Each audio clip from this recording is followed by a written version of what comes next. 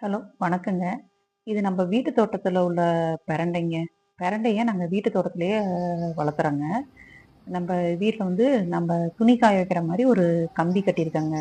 அந்த கம்பி மேல வந்து கம்பிக்கு கீழ வந்து ஒரு 4, 5 மண் தொட்டி வச்சு 4, 5 மண் தொட்டிலயுமே பெரண்டைய நட்டுருக்கங்க.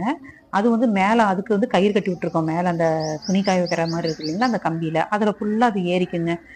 ஏறி அது ஃபுல்லாவே படர்ந்துக்கும். அது படர்ந்ததுக்கு அப்புறம் தாங்க நாங்க கட் பண்ண ஆரம்பிச்சோம். அதுல வந்து அடிக்கடி எங்களுக்கு எப்படியோ ஒரு 10 நாளைக்கு ஒரு டைம் வந்து ஈல்டு குடுத்துருங்க. ஹார்வெஸ்ட் பண்ணிடுவோம். நல்லா இருக்குங்க. இளம் பிரண்டையா இருக்கும். ரொம்ப நல்லா இருக்குங்க.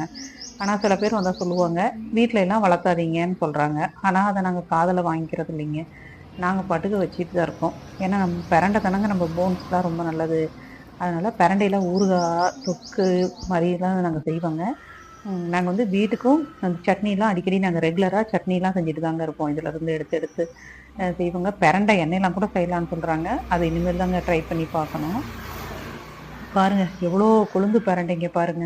இதுதாங்க அதோட ஃப்ளவர்ஸ் எல்லாம் வருது பாருங்க. நல்லா பாருங்க ஒரு காயும் அதுல வருதுங்க. ஆனா அது வந்து நம்ம வந்து யூஸ் பண்ணக்கூடாதுங்களாம். இதாங்க அதோட ஃப்ளவரு. பார்க்க நல்லா அழகா இருக்கும். இந்த பாருங்க எப்படி நல்லா இருக்கு பாருங்க. காய்கறியும் சின்ன சின்ன பழங்களும் வருங்க. அதெல்லாம் நம்ம விதைக்கு மாரி யூஸ் பண்ணிக்கலாமா என்னவோ தெரியல.